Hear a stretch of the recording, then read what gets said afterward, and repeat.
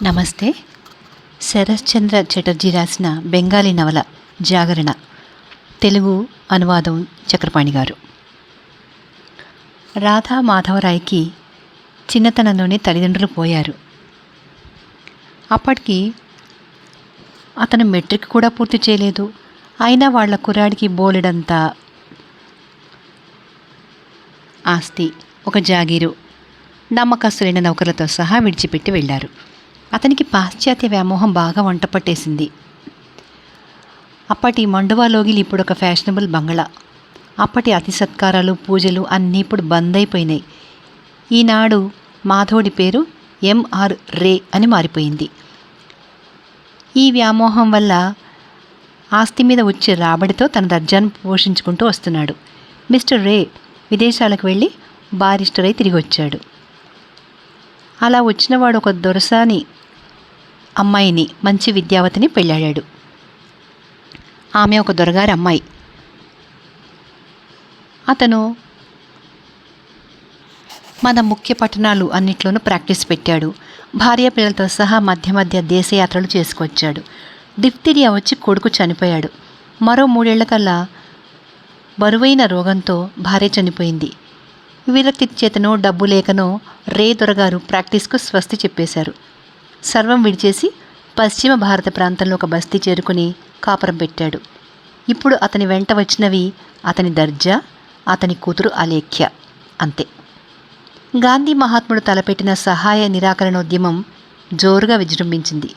రే గారి హృదయం చెలించింది. ఆయన స్వప్నాలన్నీ కూలిపోయినాయి. మేడ మీద పడకుర్చీలో ఆయన వార్తాపఠనం చేస్తున్నాడు. కింద పోర్టికోలో మోటార్ చప్పిడైంది. 2 నిమిషాల్లో కూతురు అలేఖ్య లోపలికి వచ్చింది. ఆమెలో చలాకీతనము, తెలివితేటలు తొంగి చూస్తున్నాయి. యౌవనవతి, మంచి ఆరోగ్యంతో అందంగా ఉంది. వయసు 22. ఇందుగారి బంగళాలో మా టెన్నిస్ టోర్నమెంట్ ఇవాళ రావడం కాస్త ఆలస్యమవుతుందేమో అన్నది కూతురు. చూసావా అమ్మాయి, ఎలా ఉన్నాయో పరిస్థితులు? మొదటి నుంచి నేను చెప్తూనే ఉన్నానా? ఏం జరిగింది నాన్నా? ఏం జరిగిందా? 2 విద్యార్థి సత్యాగ్రహుల్ని పట్టుకుపోయారు. వాళ్ళని ఎముకలు విరగ్గొట్టించి జైల్లో వేశారు. అక్కడ వాళ్ల చేత అడ్డమైన చాకరీ చేయిస్తారు. ఆ శిక్ష అయినా ఏడాదికి తక్కువ ఉండదు అంటూ నిట్టూర్చాడు. ఆమె మనసంతా టోర్నమెంట్ మీదే ఉంది. స్థిమితం తక్కువ. కుర్చీ మీద ఒరిగి, ఇంతకీ ఆ యువకులు ఏం చేశారు అని అడిగింది. ప్రభుత్వం గొడవ తలపెట్టకండి, స్కూళ్లకు వెళ్ళకండి, కచేరీలకు పోకండి అని చెప్పి వాళ్ళు ప్రబోధిస్తున్నారు. అంటే అరాచకం చేస్తున్నారన్నమాట. దేశం అల్లకల్లోలం చేసేవాళ్ళని జైల్లో వేయాల్సిందేగా నాన్న? అల్లకల్లోలం కాదు, ప్రభుత్వం తప్పు కూడా ఉంది అన్నాడాయన. పైకి అలా అంటావు కానీ వాళ్ళంటే నీకు ప్రేమే నాన్న. ఆ రోజున హర్తాళ్ అంటూ వెంటనే లేచింది. అయినా ఆనాడు ఇందుగారి కారు మీద రాళ్లు రువ్వి అద్దాలన్నీ బద్దలు కొట్టేశారుగా. పెద్ద పెద్ద ఉద్యమాల్లో ఇలాంటి చిన్న చిన్న సంఘటనలు జరుగుతూనే ఉంటాయన్నావు. అప్పుడు ఇందు తండ్రి ఉన్నాడు, ఆయనకే గాయం తగిలితే? అటువంటి చర్యలు నేను సహించను. వాళ్లను శిక్షించాల్సిందే. కానీ అప్పుడు ఘోష్ బాబు కారెక్కి బయటికి రావడం సబబు కాదు కదా అలేఖ్య. రావడానికి ఆయనకి సంపూర్ణమైన అధికారం ఉంది. దానికి ఆటంకం కలిగించడం అన్యాయమే. ఆయన తప్పేమీ లేదు. అంతా స్వదేశీ గూండాలదే అంది కూతురు. రేగారి మొహం వెలవెలబోయింది. మరో విషయం జ్ఞాపకం వచ్చింది అలేఖ్యకి. ఒంట్లో బాగా లేకున్నా ఆనాడు తండ్రి కాలినడకనే ఆసుపత్రికి వెళ్ళి తిరిగి వచ్చాడు. ఆమె తండ్రి దగ్గరికి వచ్చి ప్రేమగా అంది, నువ్వే పని చేస్తే అది అనుచితమని, అన్యాయమని నేను అనుకున్నానా? ఏ పని తల్లి అని అడిగాడు ఆశ్చర్యంగా. ఆసుపత్రికి కాలినడకన వెళ్ళి వచ్చి ఆ సంగతి ఎప్పుడో మర్చిపోయినాడు ఆయన. ఏం పని లేదు నాన్న, చెడ్డ పని నువ్వు అసలు చేయనే చేయవు. సుస్థిగా ఉండి కూడా డాక్టర్ దగ్గరికి నడిచి వెళ్ళావు, వచ్చావు. దీనికి అంతకీ కారణం ఆ గూండాల దౌర్జన్యం కాదు, అత్యాచారం కాదు? రేగారు కూతురి తల నిమురుతూ, ఇందుకనేనా ఆందోళన చేసేవాళ్ల మీద నీకు అంత కోపం? ఆ రోజున చిన్న పెద్ద అనకుండా అంతా సమానంగా కాలినడకన వెళ్ళారు. దేవుడిచ్చిన పాదాలు ఉపయోగించుకోవడంలో సిగ్గెందుకు? ఎన్నడూ కలగని విజ్ఞానం నాకు ఆనాడు కలిగింది అన్నాడు. గడియారం 5 కొట్టింది. నువ్వు రానానా మా టోర్నమెంట్ చూడ్డానికి? నువ్వు వస్తే వాళ్ళమ్మ ఎంతో సంబరపడుతుంది అన్నది అలేఖ్య. భార్య పోయాక ఆయన ఇల్లు దాటిపోవడం లేదు. స్తబ్దుగా ఉంటాడు. ఆరోగ్యం కూడా అంతంత మాత్రమే. ఇవాళ కూతురు అన్న మాటకి చివాళ్ళ లేచి కూర్చుని, అప్పుడే నా వెళ్ళడం అన్నాడు. మరుక్షణంలోనే, నేను చాలా ఉత్తరాలు రాయాల్సి ఉంది. నువ్వు వెళ్ళమ్మా, చప్పున వచ్చే పొద్దుపో నీకు అని చెప్పి మళ్ళీ పేపర్ చదువులో పడ్డాడు. అలేఖ్య అనే ముద్దు పేరు కూతురికి తల్లి పెట్టుకుంది. లోకులు ఆమెను అలాగే పిలవడం వాడుక. చిన్నప్పటి నుంచి ఆమెకు ఇందుతో పరిచయం. ఇందు తల్లి, అలేఖ్య తల్లి ఒకే స్కూల్లో అదే బోర్డింగ్లో కలిసి చదువుకున్నారు. ఇందు అన్నగారు కమల్ చరణ్ బారిస్టర్ చదువు కోసం విదేశాలకు వెళ్ళాడు. తిరిగి వచ్చాక అతన్నే అల్లుడుగా చేసుకుందామని అలేఖ్య తల్లి నిశ్చయించుకుంది. ఆ మాట స్నేహితురాలిద్దరికీ కూడా సమ్మతమే. కమల్ కిరణ్ నిరుడే స్వదేశానికి వచ్చాడు.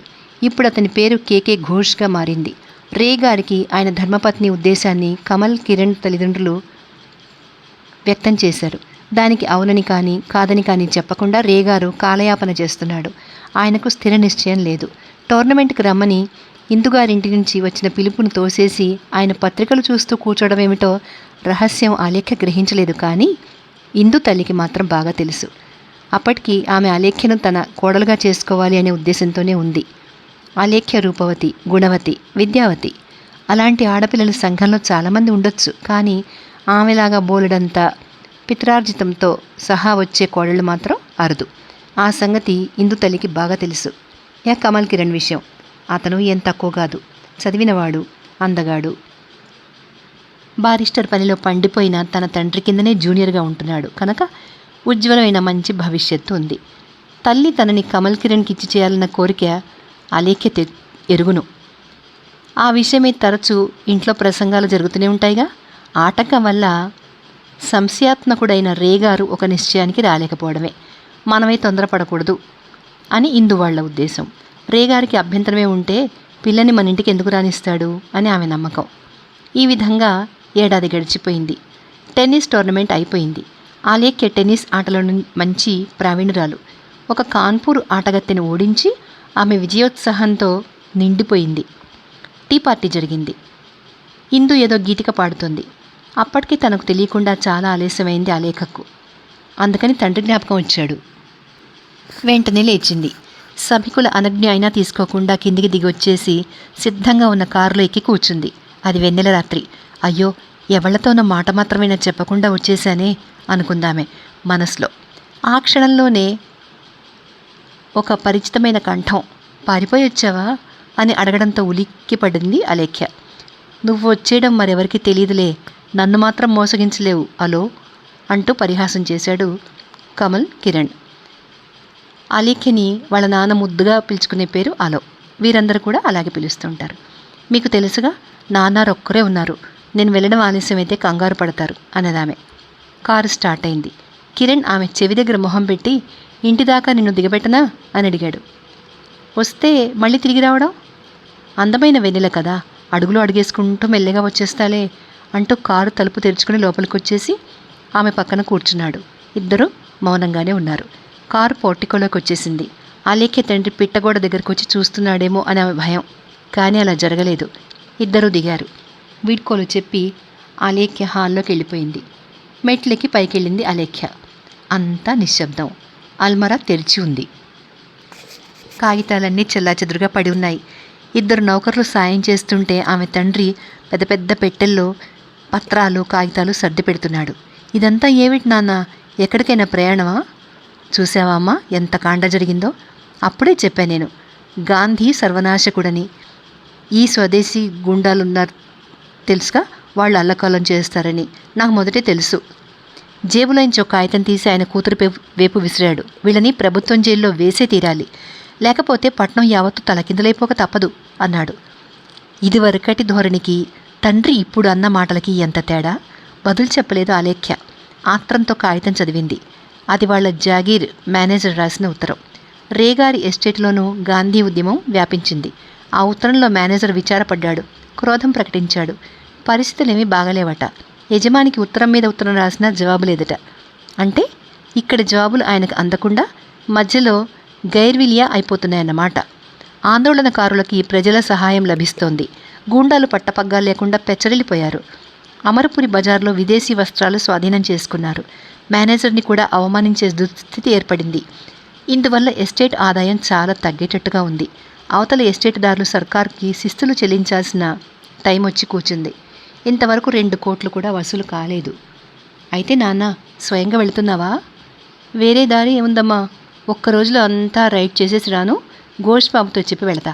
ఉదయం సాయంత్రం 2 వేళలా వచ్చి అతను నీ క్షేమం కనుక్కుంటాడు. నీకేం ఇబ్బంది ఉండదులే. తండ్రి చెప్పిందంతా విని చివరకు అలేఖ్య అన్నది, నువ్వు ఆ గదిలోకి వెళ్ళి కూర్చోనానా, అంతా నేను సర్దుతాను. నీతో పాటు నేను ప్రయాణమే. నువ్వునా? ఆశ్చర్యంగా అడిగాడు. అవును, నే రాకపోతే మన పనులేమీ కావు అన్నది అలేఖ్య. అలేఖ్యకు వయసు చిన్నదైనా అనుభవం ఎక్కువ. 3 సార్లు విదేశాలకు వెళ్ళి వచ్చింది. ఏటా సిమ్లాకో డార్జిలింగ్కో వెళుతూనే ఉంటుంది.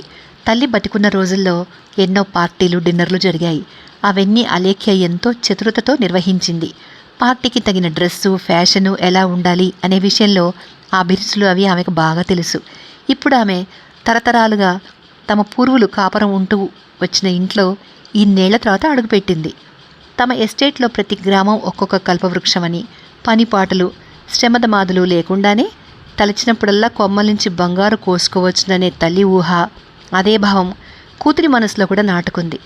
వాస్తవిక పరిస్థితులు గుర్తించడం, అర్థం చేసుకోవడం తల్లికి చేతకాలేదు. కానీ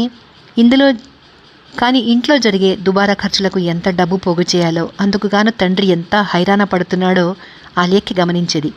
ఇంత మాత్రం కూడా ఖర్చు పెట్టకపోతే సంఘంలో మన గౌరవం ఎలా నిలబడుతుంది అని తల్లి జవాబు ఇవ్వడం కూడా ఆమె వినేది. అయితే రేగారు భార్య మాటకు ఎప్పుడు ఎదురు చెప్పేవాడు కాదు. అలేఖ్య చిన్నతనం అలాగే గడిచింది. పెద్దయితే మాత్రం లోటేమిటి, ఇదే మోస్తరుగా గడుస్తుంది అని తల్లి నమ్మకం. కనుక కూతురిని ఆమె అటువంటి వాతావరణంలోనే పెంచింది. తండ్రి కూతురు స్వగ్రామం వచ్చి 5-6 రోజులైంది. జమీందారీ భవనం బ్రహ్మాండమైనది. ఆధునిక పద్ధతులతో గొప్పవారి సదుపాయాలకు వీలుగా వారి వసతులకు అనుకూలంగా నిర్మించబడింది. అయినా అందులో ఉండడం అలేఖ్యకు సౌఖ్యం అనిపించలేదు. ఇప్పుడు వెంటనే హాలు, పడకగది, భోజనశాల, వీటి గోడలకు చక్కటి రంగులు వేయించాలి. కిటికీలకు గుమ్మాలకు వార్నిష్ పూయించాలి. ఏది చూద్దామన్నా అన్నీ మట్టి కొట్టుకుని రోతగా ఉన్నాయి. వీటికి ఎంత లేదన్నా 4-5 వేలు ఖర్చు అవుతుంది. ఈ మాట చెబుదామనే ఉదయాన అలేఖ్య తండ్రి దగ్గరికి వచ్చింది. అప్పుడు తండ్రి యువకుడైన ఒక బ్రాహ్మడితో మాట్లాడుతున్నాడు. కూతురు రాగానే రేగారు, అమ్మాయి, వీరు పండిత అమర్నాథ్ న్యాయరత్న, మన పురోహితుల వారి దౌహిత్రులు. మన ఎస్టేట్కు చెందిన బారాపురంలో వంశపారంపర్యంగా ఒక పాఠశాల నడుపుతున్నారు. ఆయనకు నమస్కారం చేయి తల్లి అంటూ పరిచయం చేశాడు. మండిపోయింది అలేఖ్యకు. ఏమీ, ఈ పెద్ద మనిషి తమ పురోహిత వంశంలోని వాడు. పురోహితుల జాతి అంటేనే ఆమెకు చిన్నప్పటి నుంచి ఒక దురభిప్రాయం. వీళ్ళంతా కూపస్థ మండూకాలు, విశాల హృదయం లేనివాళ్ళు. దేశాన్ని అధోగతికి తీసుకుపోతున్నది వీళ్లేనని, వీళ్ల మూర్ఖపు పట్టుదల వలనే తాము హిందూ సమాజం నుంచి బహిష్కృతమవుతున్నామని అలేఖ్య దృఢ విశ్వాసం. అటువంటి ఒక పెద్ద మనిషి పాదాల మీద వాలడం అంటే ఆమె మనసు ఎదురు తిరిగింది. తండ్రి మాట తీసేయలేక చేతులు జోడించి మామూలుగా నమస్కరించింది. అతనేం బదులు పలకలేదు. ఆమె వైపు వింతగా చూస్తుండిపోయాడు. ఆమె అలాగే నిలబడిపోయింది. ఇల్లంతా ఎలా ఉన్నదో చూసావా నాన్న? కొత్తగా రంగులు పూయిస్తే తప్ప కూర్చోలేం, భోంచేయలేం. ఇన్నాళ్ళ ఈ నౌకర్లంతా ఏం చేస్తున్నట్టు? పాత వాళ్ళంతా కంగాళి చేసి పెట్టారు. ఒక్కొక్కడిని పిలిచి కనుక్కోవాల్సిందే అన్నది. చాలా కాలం కాపురం లేకపోతే ఎట్లా ఉంటుందమ్మా ఖాళీ ఇల్లు అన్నాడు తండ్రి. అదేం కాదు నాన్న, మేనేజరు, నౌకర్లు అంతా నిద్రపోతున్నారు, సోమరిపోతులు. వాళ్ళ నుంచే ఇల్లు నాశనమైంది. వాళ్లను శిక్షిస్తాను, నువ్వు మాత్రం ఏమీ అడగకు అన్నది అలేఖ్య. నీ ఇష్టం వచ్చినట్టే, కానీ నువ్వే విధమైన అన్యాయము చేయలేవని నాకు తెలుసు అన్నాడు తండ్రి. పాత ఫర్నిచర్ ఇచ్చేసి కొత్తది అమర్చడానికి దానికి 4-5 వేలు కావాలంది. ఇక్కడ ఉండిపోవటానికే నిశ్చయించుకున్నా నాన్నా అని చెప్పింది. అమ్మాయి, ఇన్నాళ్లకి నీకు ఈ సంగతి తెలిసి వచ్చిందంటే నాకు సంతోషం కదూ అంటూ అధ్యాపకుడి వైపు తిరిగి, అవునా అమర్బాబు అన్నాడు. ఆయన గారేమీ బదులు చెప్పలేదు. కూతురి మాటలకు తండ్రి ఏదీ కాదనలేదు. సరే, తీరిగ్గా అన్ని పనులు చేద్దాం అన్నాడు. ఆవిడ తన చేతిలో ఉన్న ఇంగ్లీష్ నావెల్లో నుంచి ఒక టెలిగ్రామ్ తీసి తండ్రికి ఇచ్చింది. ఆయన 2-3 సార్లు చూసి మళ్ళీ కూతురికిచ్చాడు. తండ్రి ఆర్థిక దుస్థితి అలేఖ్యకు బాగా తెలీదు. అయినా కొన్నాళ్ల నుంచి ఈ విషయంలో ఆమెకు సందేహంగానే ఉంది. అయితే ఎంత కావాలంటావాలో? 10 కావాలా అని అనుమానంగా అడిగాడు తండ్రి. అధ్యాపకుడి వైపు తిరిగి, అమర్నాథ్, మీ బీద విద్యార్థులకు నేనేమి సహాయం చేయలేనేమో అని విచారిస్తున్నాను అన్నాడు. చిత్తం నాకు అలాగే తోస్తోంది అన్నాడు అమర్నాథ్ మందహాసంతో. ఆ లేఖకు ఒళ్ళు మండిపోయింది. తండ్రి కూతురు ఇంటి వ్యవహారాలు మాట్లాడుకుంటూ ఉంటే ముక్కు మొహం తెలియని వీడెందుకు మధ్యలో కలగజేసుకోవాలి? మర్యాద లేనివాడు కాకపోతే లేచైనా పోవాలి, లేదా నోరు మూసుకునైనా కూర్చోవాలి. పైగా సూటిపోటి మాటలు అంటాడా? చిన్నప్పటి నుంచి మంచి శిక్షణలో ఉండడం చేత అలేఖ్య పైకి పొక్కలేదు. చేయాల్సిన పనులన్నీ అవసరమైన వస్తువులతో సహా మళ్ళీ చెప్పి అనుకున్న దానికంటే ఎక్కువే కావచ్చు అన్నది. నిట్టూర్చారు రేగారు. అప్పుడు అలేఖ్య చెప్పింది, సంఘాన్ని బట్టి కదా నాన్న మన పద్ధతి. గొప్పవాళ్ళని మట్టి పాత్రలతోనూ మోదుగ విస్తళ్లతోనూ సత్కరిస్తామా? ఈజీ చేరుకు బదులు దర్భాసనం వేస్తామా? అలా అయితే అతిథి పూజ జరిగినట్టే. అందుకు తండ్రి ఒక జాబితా తయారు చేయమని అడిగాడు. అంతా నేనే చేస్తానన్నా, నువ్వు ఒక్క పని చేయొద్దు. ఈ ఖర్చంతా ఎలా వస్తుందనుకున్నావు? మాట వినిపించుకోక, మన వైపు చూడక, మన కళ్ళలో దుమ్ము కొట్టి 30 మంది నౌకరు ఉత్తనే కాలక్షేపం చేస్తున్నారు. ఎందుకు వీళ్ళందరూ మనకి? శుద్ధదండగా మంచి వాళ్ళని అట్టిపెట్టి తక్కిన అందరినీ బర్తరఫ్ చేసేస్తాను. సగం మందిని ఉంచి వాళ్ళ చేత డబుల్ పని చేయిస్తాను. గుళ్ళు గోపురాలు చూడు ఎన్నున్నాయో, అవి కూడా మూసి పారేస్తే బోలెడంత మిగులుతుంది. 10-12 వేలు ఆదా. ఆ మాటకు ఉలిక్కిపడ్డారు రేగారు. దేవాదాయమా? మనకి సంపత్తి ఇచ్చిన దేవతల ఆరాధన కోసం పూర్వీకులు ఆ ఖర్చు మంజూరు చేశారు. అదెలా ముట్టుకుంటావు? పొరపాటు ఎక్కడ జరిగిందో అక్కడే దాన్ని అంతం చేయాలి. ఇలా దుర్వ్యయం చేసిన ఆ పూర్వపు రాజుల మీదనే వేసి రుద్దుతాను. ఆలయాలు బంద్ చేయమని అమ్మ కూడా పోరుతుండేది, జ్ఞాపకం లేదు? ఒక్క నిమిషం ఆగి, ఈ విగ్రహారాధనలో నీకు విశ్వాసం ఉందా నాన్న అని అడిగింది కూతురు. నాకు విశ్వాసం ఉందా లేదా అని తెలుసుకుని వెలిశాయా తల్లి ఈ విగ్రహాలన్నీ అన్నాడాయన. మరి ఈ ఆరాధన ఖర్చు నువ్వెందుకు భరించాలి నాన్నా? నేను కాదు, నాన్న తాత వాళ్లే భరించారు, ఇప్పటికీ భరిస్తున్నారు. విగ్రహారాధన అంటే నీకు విశ్వాసం లేకపోవచ్చు, కానీ నువ్వు వాటిని మోసం చేయడం మటుకు నేను సహించను అన్నాడాయన. ఇప్పటిదాకా మౌనంగా కూర్చున్న అధ్యాపకుడు హఠాత్తుగా వంగి రేగారి పాతధూళి తీసి శిరస్సున ఉంచుకున్నాడు. అదేం పని అమర్బాబు? ఏమి లేదు రాయ్ మహాశయ, ఇంతవరకు మీకు నేను ప్రణామం చేయలేదు. ఆ పొరపాటు సవరించుకుంటున్నానంతే అన్నాడు వినయంగా. పొరపాటేముంది? నేను బ్రాహ్మడినే కాదనుకున్నప్పుడు నాకెందుకు మీరు ప్రమాణం చేయడం? అదంతా మీకే తెలియాలి. నా విధి నేను నెరవేర్చాను. నువ్వు ఈయనగారి బీద విద్యార్థులకి తప్పకుండా సహాయం చేయాల్సిందే నాన్న అంది అలేఖ్య వ్యంగ్యంగా. ఈ వ్యంగ్యం ముసలాయనకు స్ఫురించలేదు. సంకోచిస్తూనే అమాయకంగా అన్నాడు రే. సాయం చేయాల్సిందే తల్లి, కానీ ఇప్పుడు చేసే స్థితిలో లేం కదా. సాయం చేయాల్సి వస్తే గుప్తంగా చేసేయాలి నాన్న, అదే దైవభక్తి బ్రాహ్మణ భక్తిను. అంతేగాని మాటల్లో ఇవి వెల్లడించడం ప్రమాదం అంది అలేఖ్య. ప్రమాదమా అన్నాడు తండ్రి సంశయిస్తూ. పక్క విరగబడి నవ్వాడు అధ్యాపకుడు. ఇందులో ప్రమాదమేముంది? మీకేం భయం లేదు. ఇలాంటి మాటలని డ్రెస్సింగ్ టేబుల్, డిష్లు, చెంచాల చాటున అణిగిపోతాయిలేండి అన్నాడు ఆయన. ఒక్క వ్యంగ్యవాక్యంతో అతని దెబ్బతీశాను అని సంతృప్తి పొందుతోంది అలేఖ్య మనస్సు. ఇప్పుడు అతనన్న పరిహాసవాక్యంతో ఆమెకు రోషం పుట్టుకొచ్చింది. వెనక ముందు చూడకుండా అనేసింది, అణిగిపోతాయో మణిగిపోతాయో సరే, పాదరక్షల తాలూకు ధూళి, దాని విలువ కూడా మీకు ఇచ్చుకోవాలిగా. మాటైతే అనేసింది, కానీ లోపల సిగ్గుపడిపోయింది. ఆ మాట గభీమని ఎలా బయటికి వచ్చేసిందో తనకే అర్థం కాలేదు. తండ్రి ఆశ్చర్యంగా చూస్తున్నాడు కూతురి వైపు. ఇంతలో నౌకరొచ్చి, ఎవరో వచ్చి బయట గదిలో కనిపెట్టుకుని ఉన్నారు అని చెప్పాడు. వస్తున్నా పద అని చెప్పి నౌకర్ని పంపేశాడు రేగారు. కూతురుతో, చాలా తప్పు మాట అన్నావమ్మా అన్నాడు. అమర్నాథ్ వైపు తిరిగి, మీరాగండి ఇప్పుడే వచ్చేస్తా అంటూ బయటికెళ్ళాడు. తండ్రి వెనక వెళ్ళలేక ఆలయకి అక్కడే కూర్చుంది. సిగ్గుతో మెల్లగా ఇలా అంది, మీతో నాకు పరిచయం లేదు, అసభ్యంగా మాట్లాడాను, ఉచితం కాదు అన్నది. అవును, ఉచితం కాదు అన్నాడు అమర్నాథ్. ఈ వాక్యం కూడా ఆమెకు నచ్చలేదు. తండ్రిని ఇతరు గౌరవిస్తేనే కూతురికి సంతోషం. మా నాన్న చాలా మంచివాడు, ఆయన్ని మీరు మోసగించడం ఉచితం కాదు అంది. చకితుడైనాడు అమర్నాథ్. మోసమా? ఏం మోసం? ఆయన పాదధూళి మీరు శిరస్సున వేసుకోవడం ఆడంబరం కాదా? ఉచితమైన పనేనా అన్నది. ఉచితమైన పనే అన్నాడు అధ్యాపకుడు. అలా అయితే ఇహ నేను అంగీకరిస్తున్నాను అని లేచి వెళుతూ హఠాత్తుగా అంది, ఒక్క మాట, మా నాన్నగారి మానసిక దౌర్బల్యానికి మీరు చిరాకు పడచ్చు. మత విషయంలో అభిప్రాయాలు భిన్నంగా ఉన్నాయే.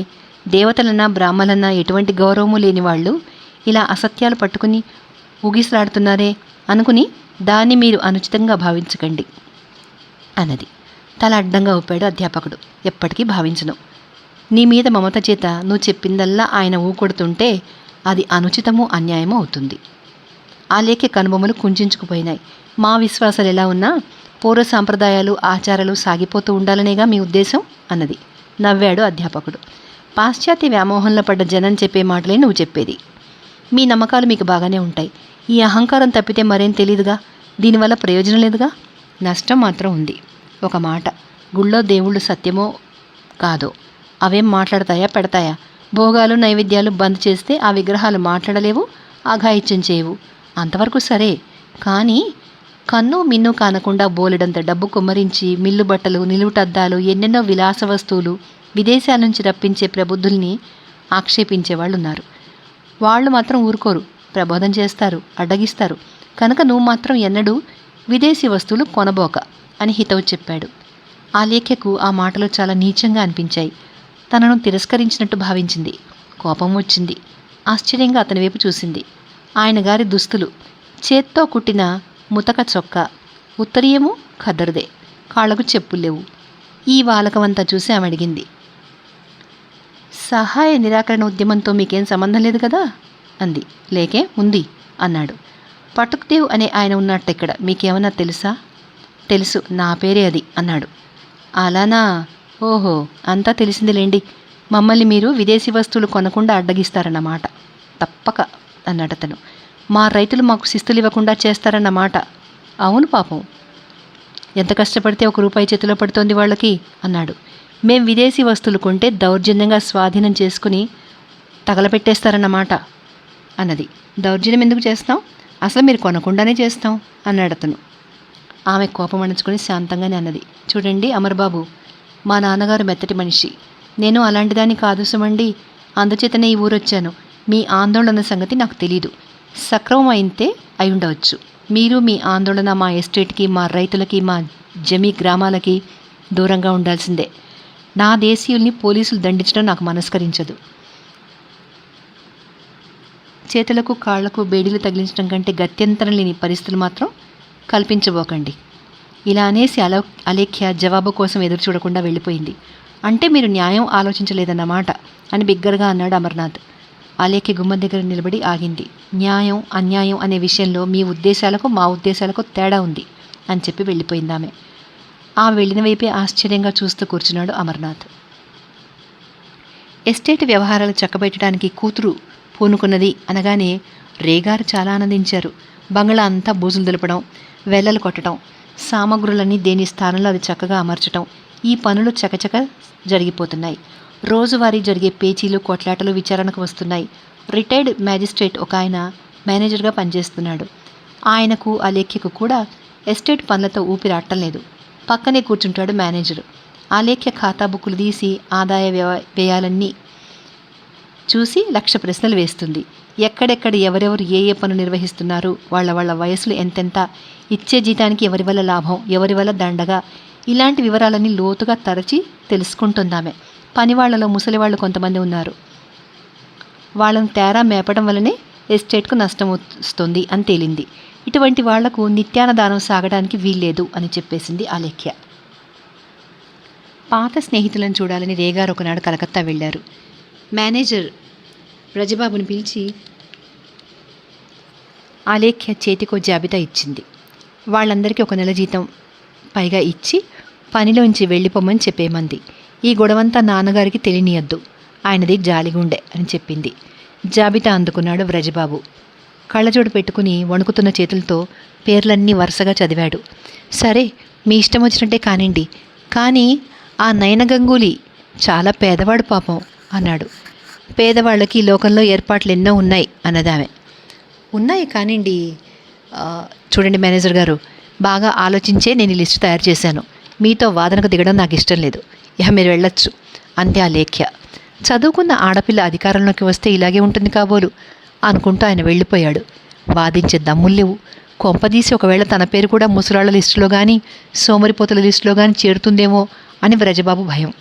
ఇప్పుడు ఈ తొలగించబడిన వాళ్ళ నుంచి మర్నాడే మళ్ళీ 4 దరఖాస్తులు వచ్చాయి. ఆవేదన పడుతున్నవి, సిఫార్సులు తెచ్చుకున్నవి. రేగారి సంస్థానం తప్ప ఈ లోకంలో మరెక్కడా నిలవ నీడలేదు అని విలపించేవిను. అంత మాత్రానికి ఆలేఖ్య మెత్తబడే మనిషి కాదు.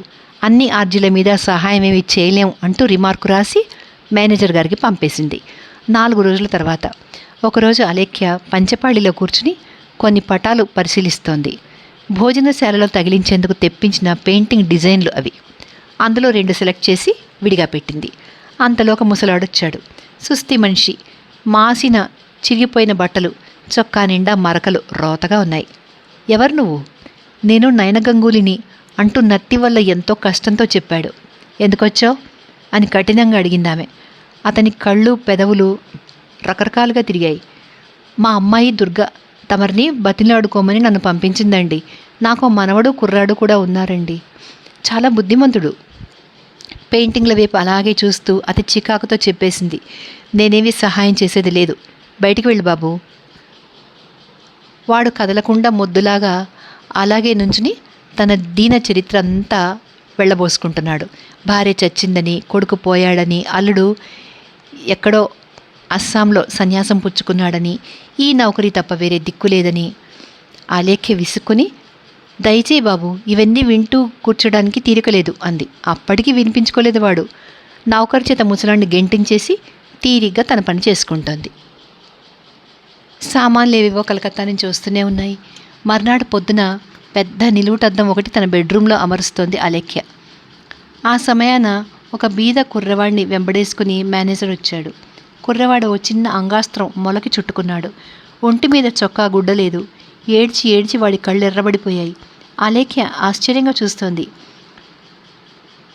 అసమయంలో రావాల్సి వచ్చిందండి అన్నాడు బ్రజబాబు. అంత అగత్యమైన పనా అని అడిగిందామె. నయన గంగూలీకి జీతం కాక ధర్మార్థంగా నెలకు 5 రూపాయలు ఇస్తున్నారండి. లోగడ మనవి చేస్తే ఈ సంగతి తర్వాత ఆలోచిద్దామన్నారు. అది ఇప్పుడంత అర్జెంట్ కాదులేండి అనేటప్పటికి మరేమనలేక కుర్రవాడిని తీసుకుని తిరుగుముఖం పట్టాడు. ఆ కుర్రవాడెవరు మేనేజర్ బాబు? గంగూలీ మనవడా అని కుతూహలంతో అడిగింది. అందుకు అవునండి అంటూ కుర్రవాడే జవాబు చెప్పి బావురమన్నాడు. అదే అదును అనుకుని వ్రజబాబు మెల్లగా ఇలా చెప్పాడు. గంగూలీని పనిలోంచి తీసేసినట్టు షావుకారికి తెలిసినట్టుందండి. సరసేమిరా ఒక్క సామాను కూడా ఇవ్వను అనేశాడు. ముసలివాడి కొంపలో నిన్న ఇంటిల్లిపాది పస్తు. పరిస్థితులు తారుమారై అసలే మనసు వికలంగా ఉండడం చేత అతగాడు గన్నేరు కాయ నూరుకుని తాగి ఆత్మహత్య చేసుకున్నాడు. పోలీసులు వచ్చి అనుమతిస్తే గానీ శవం కదపడానికి వీల్లేదండి. ఆలేఖ్య తడబడుతూ ఆత్మహత్య ఎవరు అని అడిగింది. మా తాతేనండి అని ఏడుస్తూ చెప్పాడు కుర్రాడు. అవునండమ్మా, ఉదయాన్నే పోయాడు. ఒక్క 5 రూపాయలు దొరికితే చాలు, వీళ్ళకి గొప్ప ఉపకారం జరుగుతుంది అన్నాడు మేనేజర్. కుర్రాడి వైపు తిరిగి చేతులు జోడించరా, దండం పెట్టి అమ్మా 5 రూపాయలు భిక్ష పెట్టండి అని బతిమాలరా నాన్న అని చెప్పాడు. ఆయన చెప్పినట్టే చేశాడు వాడు సరిగ్గా. ఆలేఖ్య చూస్తూ ఉండిపోయింది. కుర్రవాణ్ణి తీసుకుని వెళ్ళిపోయాడు వ్రజబాబు. అంత్యక్రియలకు కావలసిన ఖర్చంతా మంజూరవుతుంది అని ఆయన నమ్మకం. గంగూలీకి జరగాల్సిన సంస్కారం ఇహ డబ్బు లేని లోపం వల్ల ఆగదులే అనుకున్నాడు. ఇదంతా ఏమిటోలాగా ఉంది ఆలేఖ్యకు. పటాలు, బీరువాలు, అద్దాలు, పెయింటింగ్లు, వీటన్నిటి మీద నుంచి ఆమె మనసు వెళ్ళిపోయింది. ఆమె లేచి వెళ్ళి ఒక కుర్చీలో మౌనంగా పడుకుంది. గదిలో అల్మారా ఎక్కడ బిగించమన్నారండి అని వడ్రంగి మేస్త్రి వచ్చి అడిగాడు. ఆ సంగతి తర్వాత చూద్దాంలే, ఇవాళ వంట ఏం చేయమంటారు అంది వంట మనిషి. ఏదో ఒకటి చేద్దు. తాపీ మేస్త్రి వచ్చి మరమ్మతు మాట అడిగాడు. సరైన జవాబు రాకపోవడంతో అతను వెళ్ళిపోయాడు. ఏదీ వద్దనిపించింది ఆలేఖ్యకు. ఈ ప్రాంతంలో తలెత్తుకుని తిరిగే యోగ్యత తనకు లేదనుకుంది. పాశ్చాత్య పద్ధతి ప్రకారం కొత్త సంస్కరణలు ప్రవేశపెడితే ఇలాంటి గొడవలు వస్తాయని కలలో కూడా అనుకోలేదామె. చివరికి ఏమైంది? ఎవళ్ల మీద తనకు ద్వేషం లేకపోయినా, ఎవరికీ తను అన్యాయం చేయకపోయినా, ఒక చిన్న పొరపాటుకే ఇంత పెద్ద శిక్ష. ఆ వ్యక్తి ఆత్మహత్య చేసుకుని తన మీద కసి తీర్చుకోవడమా? ఒక నౌకరుని పంపించి గంగూలీ భోగొట్టాలని తెలుసుకుంది ఆలేఖ్య. వాడి సర్వీసు 40 ఏళ్ళు, జీతం 30 రూపాయలు. వాడు గర్భదరిద్రుడని, ఈ జీతపు రాళ్ల మీదనే వాడి సంసారమంతా ఆధారపడి ఉందని నిజం తెలిసింది. 30 వెండి రూపాయలు ఏపాటి? ఆలేఖ్య తొడుక్కునే చెప్పుల జతలో ఒక్కటి కూడా రాదు ఆ మొత్తానికి. ఈనాడొక వ్యక్తి తన ప్రాణాలర్పించి ఈ చిన్ని మొత్తం యొక్క నిజమైన విలువ ఆమెకు తెలిసేటట్టు చేశాడు. కంట్లో వేలెట్టి చూపినట్టయింది. ఆమె హృదయంలో చీకట్లు కమ్ముకున్నాయి. ఆ రోజుల్లా తిండి తిప్పలేక కుర్రాడు పెట్టే హాహాకారాలే ఆమె చెవిలో పొడుస్తున్నాయి. ఆ ఆర్తనాదానికి అంతూ పొంతూ కనపడలేదు. తన ఇంటి ఖర్చుల గురించి ఆలోచనలో పడింది మనిషి.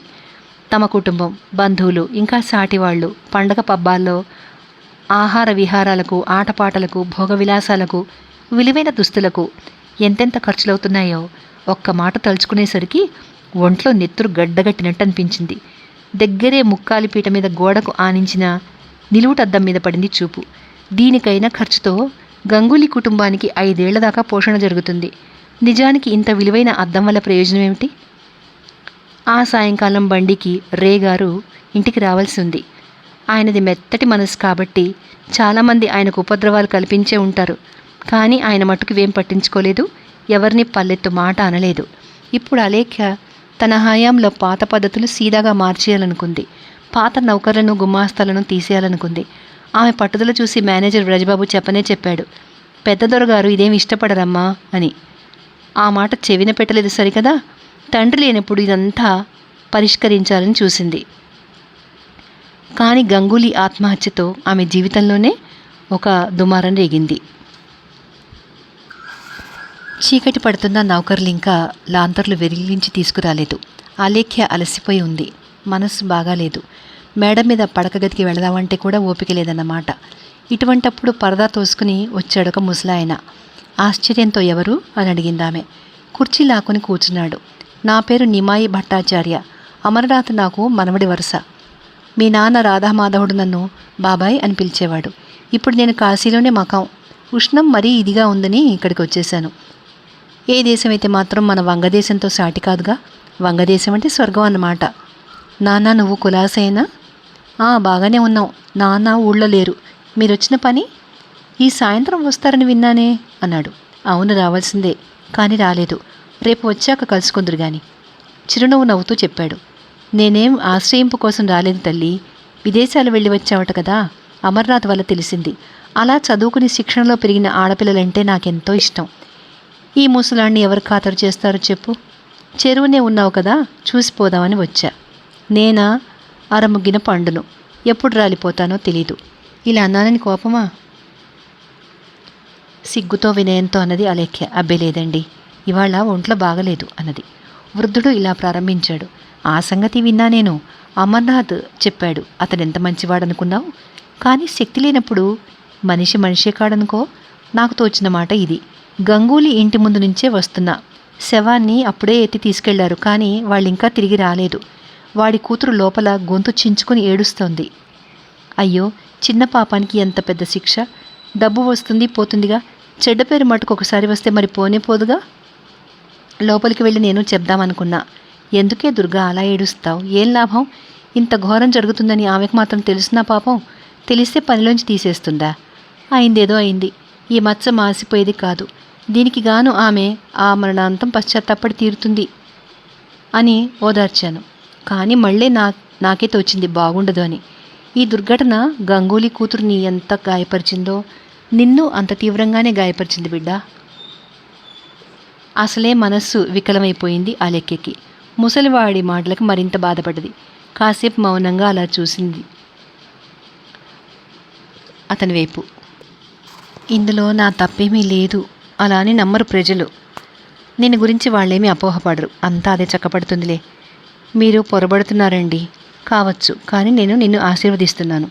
సత్యాన్ని స్వీకరించే సాహసం నీకు కలుగుగాక. లాంతర్ తెచ్చిపెట్టాడు నౌకరు. ఆ వెలుగులో అలేఖ్య మొహం ఎత్తలేకపోయింది. నిమాయి బాబు చెప్పుకుంటూ పోతున్నాడు. నువ్వు చదువుకున్న పిల్లవని ఎంతో దూరం నుంచి నిన్ను చూడ్డానికి వచ్చాను. ఈ దేశంలో అయోగ్యులు, అవిటివాళ్ళు, దుర్బలులు అందరికీ అన్నవస్త్రాలు పొందే అర్హత ఉంది. అయోగ్యుడే అయినా బతికి ఉండాల్సిన హక్కు వాడికి పోదు. గంగూలీని నువ్వు ఆ హక్కు నుంచి వంచితుడిని చేశావు. నీకతని కష్టాలు దుఃఖాలు తెలుసు. అయినప్పటికీ అతని ప్రాణాలకు విలువ కట్టావు. నీ దివాణంలో ఖాతా రాయడానికి అతని యోగ్యతను గుత్తకు కొన్నావు. నీ పని ఎవడు చేయలేడో వాడి జీతము, వాడి ఖర్చయ్యే అన్నపానాదులు నీ నెప్పెట్టెలో ఆదా అవుతాయి అని నీ ఉద్దేశం. ఆమెకు మళ్ళీ దుఃఖం పొంగి పొర్లింది. పరిస్థితులు అలా ముంచుకొస్తాయని నేను అనుకోలేదు. నేనంత క్షుద్ర మనిషిని కాదు. నాకు తెలుసు బిడ్డా, నువ్వు చదివిన చదివే నీకు అడ్డు వచ్చిందని తెలుసు. మీ ఖర్చులు పెద్దవి. ఫ్రాకులు, గౌన్లు, బూట్లు, సాక్సు, స్నోలు, క్రీములు, పౌడర్లు, లిప్స్టిక్లు, వీటన్నిటి కోసం మీకయ్యే ఖర్చులు విపరీతం. ఒక మానవుడి కనీసపు అవసరాలైన అన్నవస్త్రాల కంటే ఈ విలాస సామగ్రినే ఎక్కువగా మన్నించే శిక్షణం ఇది. దీన్ని మరవడం సాధ్యం కాదు. అవిటివాడికి కూడా బతికే హక్కు ఉంది అనే సత్యాన్ని మటుకు నువ్వు నమ్మాలి. దేవుడి దయ వల్ల ఇంత పెద్ద జాగిరికి నువ్వు అధికారిని అయినావు. నీ అలంకరణ సామగ్రి నువ్వు సమకూర్చుకుంటూ ఉంటే మరొకళ్ళు ఆత్మహత్య చేసుకోవడం జరగకూడదు. పని చేయలేని శక్తిహీనుల హక్కును ఇవాళ నువ్వు అపహరిస్తున్నావు. రేపు వాళ్ల బిడ్డలే నిన్ను అపరాధిగా పరిగణిస్తారు. అటువంటి రోజు వచ్చి తీరుతుంది. ఈ మాట బాగా గుర్తుపెట్టుకో. మీ ఉద్దేశం ఏమిటి? రైతులు తిరుగుబాటు చేస్తారంటారా? అలాంటి ఆలోచనలు ఏమైనా జరుగుతున్నాయా?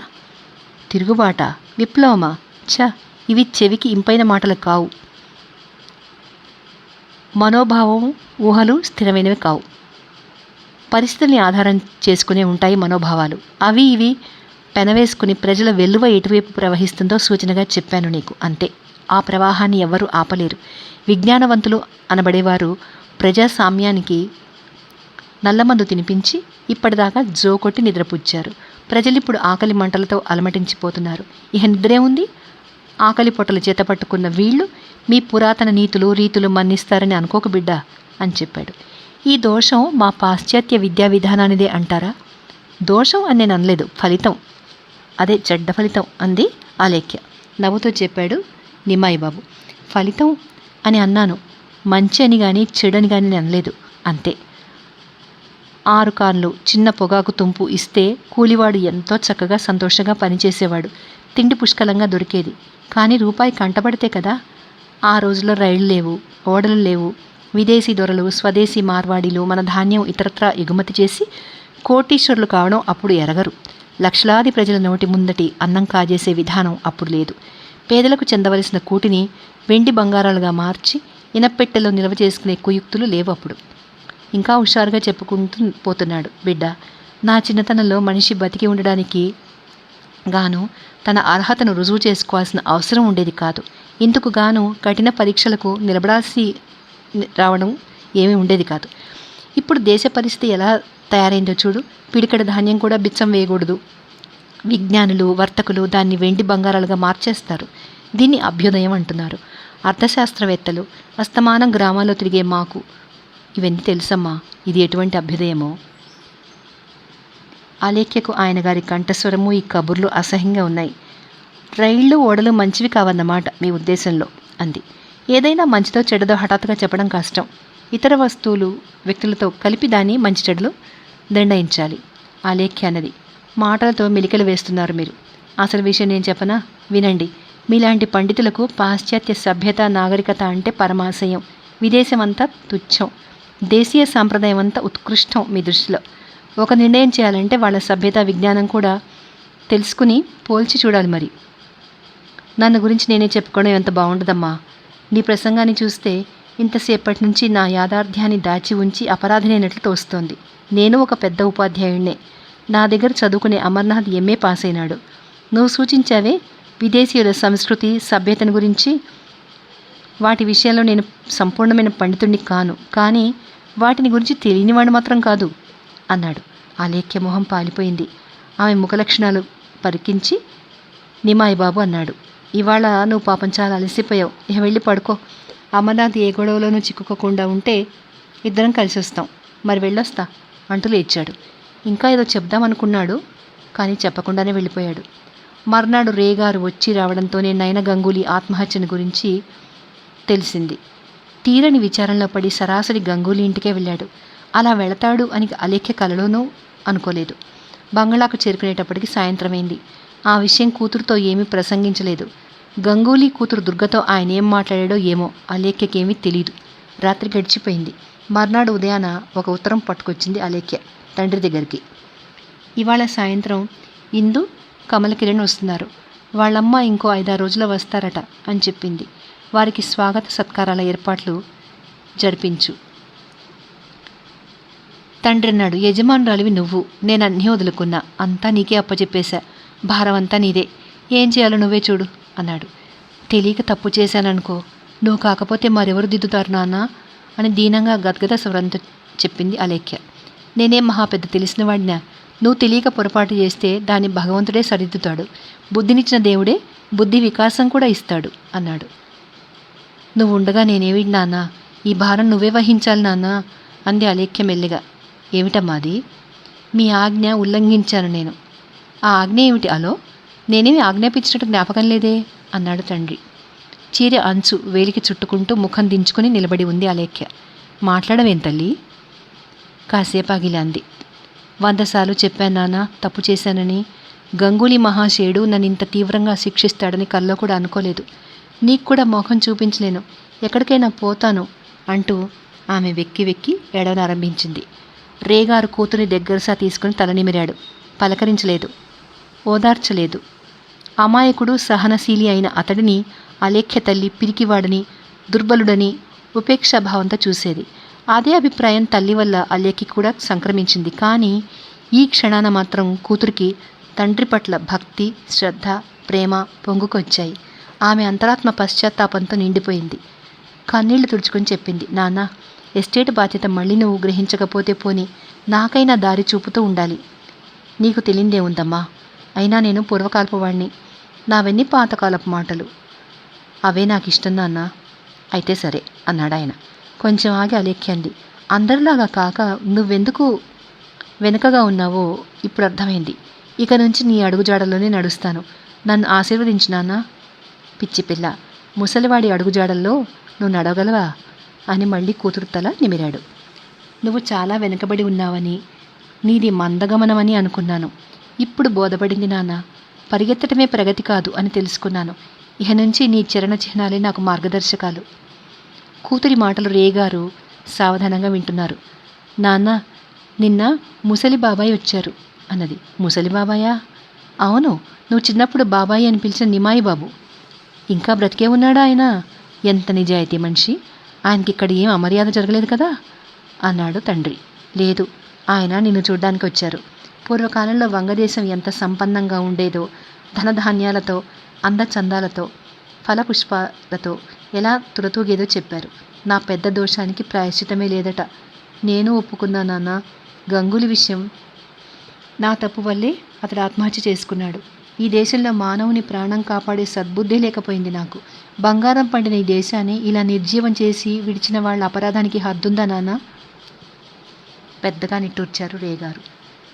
ఆ రోజులైతే గంగూలీ అన్నం లేక ఆత్మహత్య చేసుకునేవాడు కాదు. ఉద్యోగం నుంచి తీసేసినా తిండికి లోటుండేది కాదు. అందుకు అలేఖ్య చెప్పింది. పని చేయలేడు అని చెప్పి నౌకరీలోంచి తీసేశాను. మునుపటి రోజుల్లో అయితే పనిపోయినా ఏదో ఒక ఆశ్రయం దొరికేది. నాకు ఈ అపకీర్తి వచ్చేది కాదు. సభ్యత అంటే పెనుభూతంలా ఉందే. పేదవాళ్ల నోటి ముందటి అన్నాన్ని, సామాన్యుల జీవికను తన గుప్పెట్లో పెట్టుకుని వాళ్లను పీడించే సభ్యత రాక్షసిగాక మరేమిటి? ఇలాంటి సభ్యత నాకొద్దు నాన్న.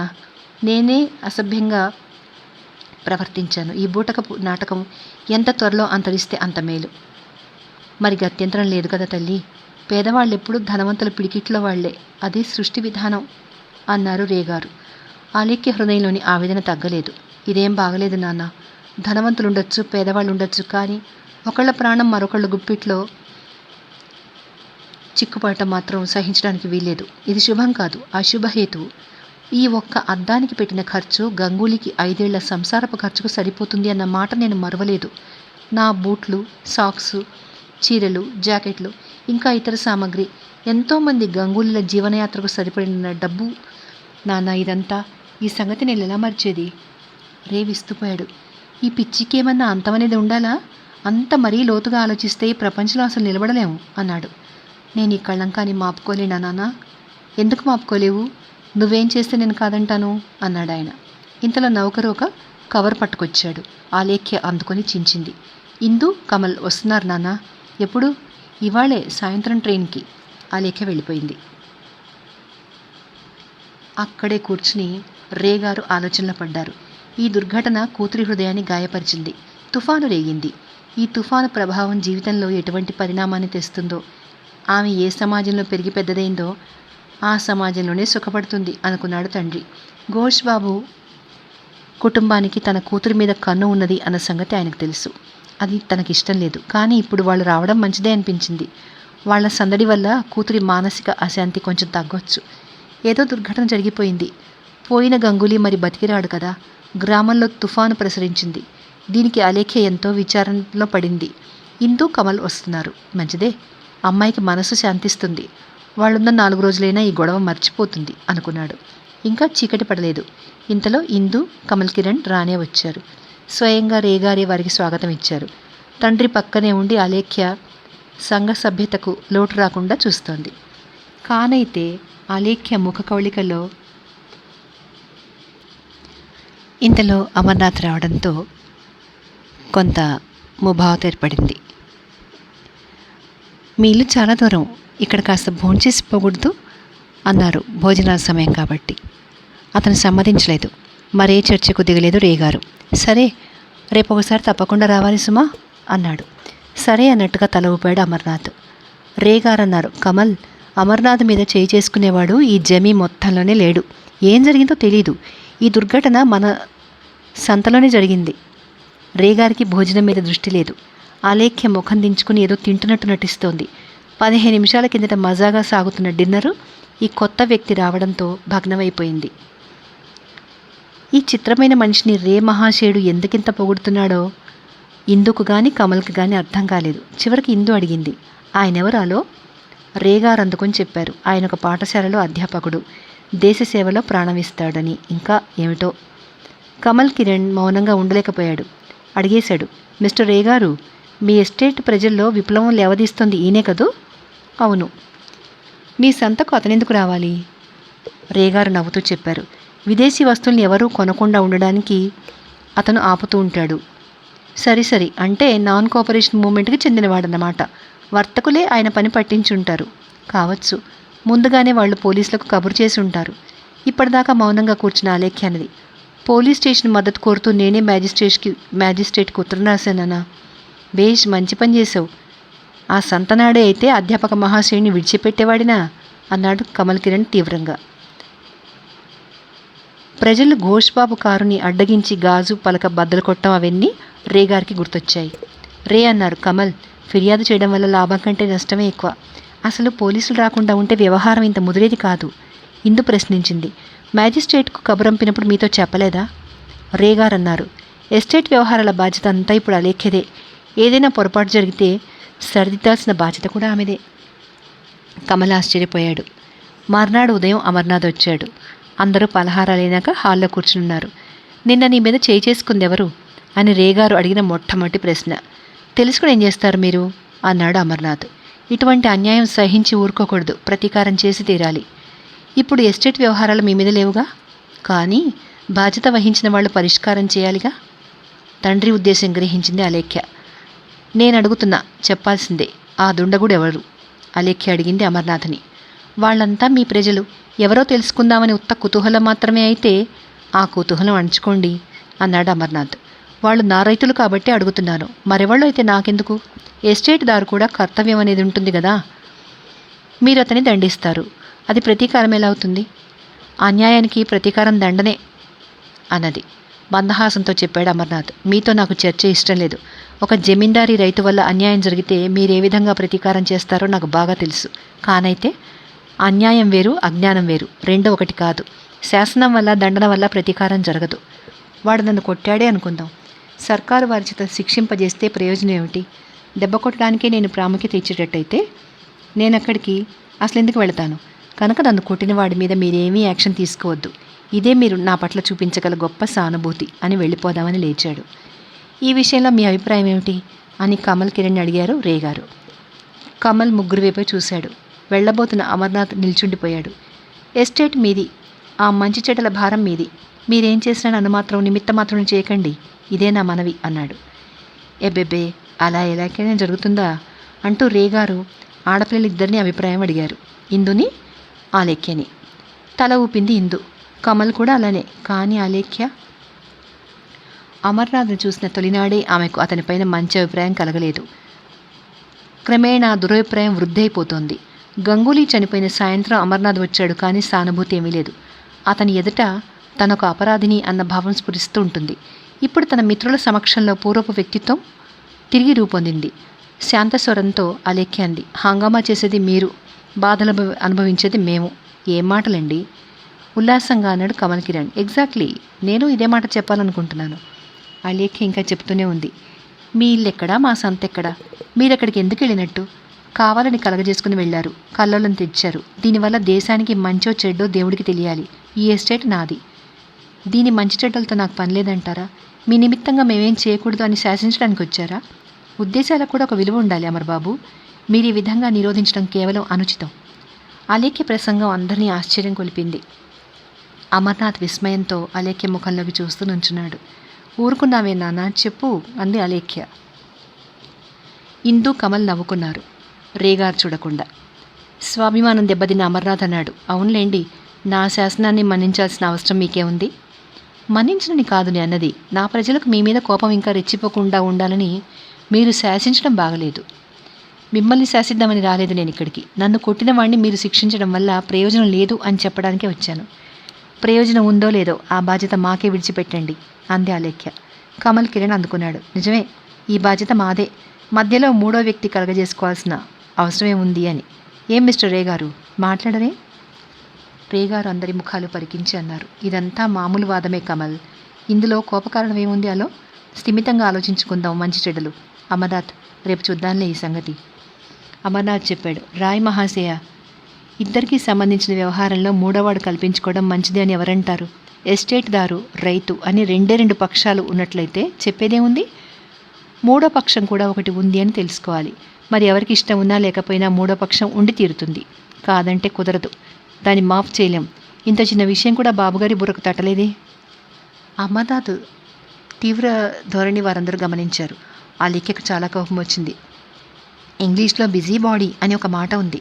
లోకంలో లెక్క లేకుండా అలాంటి వాళ్ళు ఉండడం దౌర్భాగ్యం. వాళ్ల మూలానే నాన్నగారు ఇక్కడికి పరిగెత్తుకొచ్చారు. పిలవని పేరెంటంగా వచ్చే వాళ్ళందరితో మాట్లాడడం నాకు బిడియం. వాళ్లలో కూడా అటువంటి బిడియం ఉండాలి. లేకపోతే నా కర్తవ్యం నిర్వహించాల్సిందే. ఈ మాటకు క్షోభించిన హృదయంతో ఉన్నాడు రేగారు. క్రియ కనిపించడం లేదు, మాటలు మాత్రం చురుగ్గా వస్తున్నాయి. అమ్మా, అమర్నాథ్ ఇప్పుడే వచ్చాడు మన ఇంటికి. నేను చెప్పాల్సినంత నా ఇంట్లో కాకపోతే ఇంకెక్కడికి వెళ్ళి చెప్పేది నాన్న? చేదల్చిన అపరాధం పూర్తిగా చేయనివ్వండి. అమర్బాబు క్షమిస్తాడు. శిక్షణలో, నీతిలో, తీరులో, సంస్కారంలో నాకు ఆయనకు చాలా తేడా ఉంది. అందుకే నా ప్రజల్లో అతను విప్లవం రగిలిస్తే ఇది అన్యాయం అంది అలేఖ్య. అమర్నాథ్ బదులు చెప్పాడు. ప్రతి పనికి ఒక ఆశయం ఉంటుంది. మీకు ఉంది, నాకు ఉంది. కానీ మీ ఆశయం గ్రహించడానికి నాకు అవకాశం దొరకలేదు. ఊహించేందుకు కల్పనాశక్తి లేదు నాకు. మా ఆత్మరక్షణ కోసం మేమేమన్నా చేస్తామనుకోండి, మీరేమనుకుంటారు అని అడిగింది అలేఖ్య. రేగారు వేదనతో రెండు చేతులు ఎత్తి, వద్దు అమర్నాథ్, నువ్వు జవాబు ఏం చెప్పొద్దు అంటూ అతని యువతలకు తీసుకొచ్చారు. చేయి పట్టుకుని, ఇవాళ నా ఆశ్చర్యానికి అంతు లేకుండా ఉంది అమర్బాబు అన్నాడు. ఆశ్చర్యం ఎందుకు మహాశయ? ఆమెకు నాకు మనోవృత్తులలో ఉండే మహాంతరం సహజమైందే. నేనేం చెప్పకుండా ఉంటేనే బాగుండేది. కానీ ఇప్పుడు ఎస్టేట్ అధికారిని ఆవిడ కనుక బదులు చెప్పక తప్పలేదు. మీ ఎదుట కొంచెం కఠినంగా మాట్లాడి ఉంటాను. మీరు క్షమించానంటే నా మనసు శాంతపడుతుంది అన్నాడు అమర్నాథ్. క్షమాభిక్ష దేనికి అమర్బాబు? నీ తప్పేం లేదే. అదంతా అటువైపునే ఉంది. నా పని కష్టతరమే అయింది. అయినా నా వ్రతాన్ని నేను నిర్వహించుకుపోవడమే నా జీవిత కార్యక్రమం అంటూ నమస్కరించి వెళ్ళిపోయాడు. రే తిరిగి వచ్చాక, నేను ఈ గొడవ పడలేను నాన్న, ఈ బాధ్యత వహించలేను. ఎస్టేట్ అధికారివి నువ్వే అంది అలేఖ్య. నీ మాటల చాటున, చేతల మాటున ఎంతోమంది నేరస్తులకు శరణు దొరుకుతోంది. ఈ సంగతి నాకు బాగా తెలిసిపోయింది అంది. ఏమీ అనలేదు రేగారు. ఆమె తన మనసులో వేదన ఇలా వెల్లడించింది. ఈ యువకులంతా పనిపాటలు వదిలేసి పరోపకారం కోసం ఊరేగుతున్నారా? క్రీస్తు బుద్ధుడు లాంటి వాళ్ళమే మనము అని వాళ్ళు భావిస్తున్నట్టుందే. దీనివల్ల మనకు ఒరిగేదేమిటి? ఈ సిద్ధాంతాలు పట్టుకుని ఎస్టేట్తో ఆటలాడతారా? ఆస్తిపాస్తులు కల వాళ్ళకి కష్టాలు కలిగిస్తే వాళ్ళకి లాభమా? ఈ జంజాటం ఏమిటి నాన్న దేశంలో? కమల్ కిరణ్ ఉండబట్టలేక అన్నాడు. ఆనాడు ఏం జరిగిందో చూడలేదు? నాన్నగారి మోటార్ స్క్రీన్ ముక్కలు ముక్కలు చేశారు వీళ్ళే. అవునవును, ఇటువంటి వాళ్ళకి ప్రతిక్రియ చేయాల్సిందే అంది అలేఖ్య. మా నాన్నగారి ఉద్దేశం అదే అన్నాడు కమల్. మా నాన్నగారి ఉద్దేశం మాత్రం దీనికి పూర్తిగా వ్యతిరేకం కమల్ అని చెప్పింది అలేఖ్య. తండ్రితో అన్నది. ఇప్పటి వరకు నువ్వు ఎస్టేట్ వ్యవహారాలు పట్టించుకున్నావే కాదు నాన్న. ఇప్పుడు ఇక్కడ పరిపాలనా విధానం అంతా గడబిడిగా తారుమారుగా ఉంది. ఈ బూజు పట్టిన వ్యవహారాలని నేను సరిచేస్తుంటే ఎవడో ఆత్మహత్య చేసుకు చచ్చాట. దానికి తప్పు నాదా? ఆ తప్పు నా తల మీదనే వేసి రుద్దుతున్నారు అందరూ. వద్దు నాన్న, వద్దు, నువ్వే సరిదిద్దుకో. ఇప్పటికే అమర్నాథ్ అటువంటి మనిషి కాడమ్మా. ఏమైనా ఈ తాలూకాలో అతను ఒక మనిషి. చదువురాని మూఢులైన ఈ గ్రామీణుల మధ్య ఏమంటావు ఇందు అంటూ అసంపూర్తిగా వదిలేశాడు వాక్యం. అతన్ని సమర్థించలేకపోయింది అలేఖ్య. అమర్నాథ్ ఒక పల్లెటూరు బ్రాహ్మడు అని తేలిగ్గా అనేయచ్చు, కానీ అశిక్షితుడు మాత్రం కాదు. బాగా చదివినవాడు. సమాజంలో మాట చెలామణి అయ్యే కీర్తి అతనికే ఉంది. ఆ సంగతి అలేఖ్యకు తెలుసు. మరో సంగతి, గంగూలీ కుటుంబానికి అమర్నాథ్ ఎంతో సహాయం చేసి ఉన్నాడు. అలేఖ్యను గురించి లోకులు చేసే విష ప్రచారాన్ని అరికట్టడానికి కూడా అతను చాలా శ్రమపడ్డాడు. ఆ విషయాలు తెలుసు అలేఖ్యకి. అయినా ఏటికి ఎదురీత వచ్చిందిప్పుడు. అమర్నాథ్ దుష్టుడు, నేరస్తుడు అని నిరూపించే పట్టుదలతో ఉన్నట్టుంది ఆమెకి. అలేఖ్యకు కోపం బాగా రగిలింది. అతనిపైన వచ్చే ఆరోపణలు ఆమె ఖండించలేదు. వస్తుత చాలా మంచివాడు అమర్నాథ్ అన్నారు రేగారు తలగొక్కుంటూ. వస్తుత అందరు మంచివాళ్లే, అలాంటి మంచివాళ్లే ఇతరుల మోటార్ గాజులు పగలగొట్టేది అన్నాడు కమల్. అని ఊరుకున్నారు రేగారు. అలేఖ్య మాటలు గమనించాలి. ఇతరులకు హాని కూర్చే పరోపకారానికి మాత్రం ప్రతీకారం చేయాల్సిందే అన్నాడు కమల్ కిరణ్. అవసరమైతే చేయాల్సిందే అన్నారు రేగారు పరధ్యానంగా. ఒక మాట చెబుతా మిస్టర్ రేగారు, క్షమించాలి. నాకు పెద్ద పెద్ద ఎస్టేట్లతో సంబంధం ఉంది. అన్ని చోట్ల నాకు కనిపించింది ఏంటంటే, ఎస్టేట్దారుకు రైతుకు మధ్య విద్రోహం వృద్ధి చేయడమే దేశభక్తుల వృత్తి. దీనికి మూలం ప్రాపగాండా, విప్లవ ప్రయత్నాలు. వీటికి సంబంధించిన అనేక రహస్యాల్ని ప్రభుత్వం సేకరించింది. చాలా జాగ్రత్తగా ఉండాలి. ఏమాత్రం ఏమరి ఉన్నా ఎస్టేట్కు నీళ్లు వదులుకోవాల్సిందే అని హెచ్చరించాడు కమల్. శాంతంగా జవాబు చెప్పారు రే. ఇతర దేశాల పరిస్థితులు నేను ఎరగను. మన వంగదేశ పరిస్థితులు వేరు. ఇక్కడ పాలకుల పాలితుల పరస్పర సంబంధమే చాలా ముఖ్యం. జగడం జరిగిన చోటుకెళ్ళి స్వయంగా చూసి రావాలంది నాన్న. మంచిదమ్మా, వ్యవహారం సర్దుబాటు చేసి రమ్మని నిన్ననే నేను చెప్పాను మేనేజర్ బాబుతో. నదిలో నీరు ప్రవహిస్తోంది. పడవ సంతదాకా వెళుతుంది. ఇంతదాకా ఇంటూ మాట్లాడలేదు. పడవ ప్రయాణం అనేసరికి ఉత్సాహంతో ఆమె ముఖం వికసించింది. నేను వస్తా ఆలో అని చెప్పి, ఏమన్నయ్యా, అర్జెంటు పనులు లేకపోతే 4 రోజులు ఉండే పోదాం అన్నది. అలేఖ్య ఉద్దేశం తెలుసుకుందామని చూశాడు కమల్ కిరణ్. ఆ సమయంలో ఆమె దృష్టి మరోవైపున ఉంది. చెల్లెళ్ళికున్న కుతూహలం తెలుస్తూనే ఉంది అతనికి. కానీ అలేఖ్య అభిప్రాయం దొరికే అవకాశం కనపడలేదు. లోపల పొంగే సంతోషం ముఖంలో అతను తెలియనివ్వలేదు. వద్దులే, తిరిగి వచ్చేటప్పటికి చాలా పొద్దుపోతుందేమో, ఆలస్యం కాకపోతే వెళదాం అన్నాడు చెల్లితో. తప్పకుండా వెళ్ళిరండి బాబు, ఎక్కడ వివాదం మాత్రం పెట్టుకోకండి. అమర్నాథ్ కూడా అక్కడే ఉంటాడు. ఇందు, ఇహ నాకు విశ్రాంతి ఇప్పించండి అంటూ రేగారు మెల్లగా లేచి వెళ్ళిపోయారు. ఆదాయాన్ని బట్టి చూస్తే రాయ్ సాహెబ్ గారి ఎస్టేట్ ఏమంత పెద్దది కాదు, చిన్నది కాదు. యజమాని విదేశాల్లో ఉండడం వల్ల పనిపాట్లు, శిస్తు వసూళ్లు, బాధ్యత అంతా ఉద్యోగస్తుల మీదనే ఉంది. అయినా ఇంతవరకు సవ్యంగానే సాగిపోతుంది. అలేఖ్య పెత్తనంలోకి వచ్చాక ఒక చిత్రమైన మార్పు వచ్చేసింది. ఆమె కఠినంగా ఉండడంతో ప్రజలకు, నౌకరులకు భయం పట్టుకుంది. సంతలో జరిగిన సంఘటనతో ఆమె కాఠిన్యత ఇంకా ఎక్కువైంది. నిన్న అమర్నాథ్తో జరిగిన వాగ్విదాన్ని బట్టి ఇతరుల సంపత్తిపైన దాడి, దేశమంతటా కూడా అలాంటి ముఠాలు లేచాయి అని ఆమె నిశ్చయానికి వచ్చింది. అమర్నాథ్ ఎంత మంచి అధ్యాపకుడిని పేరు పొందినా అలాంటి ముఠాకు అతను అధిపతి అని అలేఖ్య రూఢిపరుచుకుంది. ఇప్పుడు అలేఖ్య ఒక గొప్ప పనిలో మునిగి ఉంది. ఎస్టేట్ ఆదాయ వ్యయాలు ఎంత, స్థిరాస్తులు ఎక్కడెక్కడున్నాయి, పల్లం ఎంత, మిట్ట ఎంత, ఇలాంటి వివరాలని సేకరించడం. ఇందుకుగాను మేనేజర్ పక్కనే ఉన్నాడు. కమల్ కిరణ్ సాయం చేస్తున్నాడు. స్నానపానాలు, భోజనాధికాలు అన్నీ మర్చిపోయి పనిచేస్తున్నారు ముగ్గురు. ఇంతలో రేగారు చేతికర్ర పుచ్చుకుని బయటకు వెళ్ళబోతున్నాడు. ఇందు కనపడగానే ఆశ్చర్యంతో అడిగాడు, ఒక్కతే ఉన్నావా తల్లి, వాళ్ళంతా ఏరి? అన్నయ్య ఆలో కలిసి ఎస్టేట్ మ్యాప్ తయారు చేస్తున్నారు, ఇంకా పూర్తి కాలేదు. అంటే ఎక్కడెక్కడ ఏ రకం భూములున్నాయో సూక్ష్మంగా తెలిపే పాఠం. నవ్వారు రేగారు. మరి నీ సాయం వాళ్ళకి అక్కర్లేకపోయిందా? మందహాసంతో అడిగింది ఇందు. మామయ్య, ఎందాక ఈ ప్రయాణం? మామయ్య అని పిలిచేసరికి రేగారికి ఒళ్ళు మనసు పులకరించాయి. ఇందు మొహంలోకి చూస్తూ చెప్పాడు, నా బాల్యమిత్రుడు ఒక ఆయన సుస్థి పడింటికి వచ్చేసేట, ఒక మాట చూసి వద్దామని. నేను వస్తా మామయ్య అంది ఇందు. దగ్గర దాపు కాదమ్మా, 1 మైలు పైగా నడవాలి అన్నాడు. నేనెంత దూరమైనా నడవగలను అంటూ ఆయన చేపట్టుకుంది ముందుకి. ఎగుడు దిగుడు, నాటుదారులు, దారికి ఇరుపక్కల ముళ్ళు, పల్లేరుకాయలు, చెరువులు, చెట్లు, సందులు, గొంతులు తిరిగారు వాళ్ళు. ఆ పల్లెటూళ్ళలో ఒక్కొక్క చోట గుమ్మాల ముందు నుంచి దాటాలి వెళ్ళాల్సి వస్తుంది. అలాంటప్పుడు సంకోచంగా ఉంటుంది. ఆడవాళ్ళు వాళ్ళ పనిపాటలు మానేసి అదే పనిగా చూస్తూ ఉంటారు. ఎస్టేట్ ఓనర్ని చూడగానే మగవాళ్ళు మర్యాద కోసం నుంచునేవాళ్ళు. స్త్రీలు మేలి ముసుగు సవరించుకునేవాళ్ళు. కొంత దూరంలో మైదానం తగిలింది. మావయ్య, ఇక్కడ ఆడపిల్లలంతా అలా ఉన్నారేమిటి? వీళ్ళ దృష్టికి మనం జంతువుల్లా కనిపిస్తున్నలాగుంది అంటూ సిగ్గుపడిపోయింది ఇందు. రేగారు జవాబు చెప్పలేదు, నవ్వేశారు. ఒక విధంగా చూస్తే వీళ్ళంతా బాగానే ఉన్నారు మావయ్య, హాయిగా అన్నది ఇందు. ఒక విధంగా చూస్తే ప్రపంచం అంతా కూడా బాగానే ఉంటుంది హాయిగా అని మందహాసం చేశాడు ఆయన. అది కాదు మావయ్య, వీళ్ళంతా మనకంటే సుఖంగానే కాలక్షేపం చేస్తున్నారు అని నా ఉద్దేశం. అయితే మీరు వీళ్ళలాగే బతకగలరా ఇందు? మీరు అంటే ఎవరు మావయ్య? ఆలోకి పల్లె జీవితం ఇష్టం లేదు. నా మాట చెప్పమంటారా? నాకు ఇష్టమే అన్నది. కాస్త ఆలోచించుకుని మళ్ళీ చెప్పింది. నేనంటే నాన్నకి అమ్మకి అట్టే ఇష్టం లేదు మావయ్య. నేను వాళ్లతో సాటిగా ఉండలేకపోతున్నానని మన సమాజంలో పిల్లలు నన్ను పరోక్షంగా ఎగతాళి చేస్తూ ఉంటారు. కనుక నా మనసులో ఒక విధమైన ద్వంద్వ యుద్ధం సాగుతోంది. మన సమాజంలో మనం కొన్ని వస్తువులు అగత్యమని, అవి లేకపోతే జీవయాత్ర సాగదని అనుకుంటాం. కానీ మావయ్య, వాటిలో చాలా భాగం నిస్సారం, నిరర్ధకం అని నాకు తోస్తోంది. అవన్నీ సభ్యతకు చిహ్నాలంటుంది అమ్మ.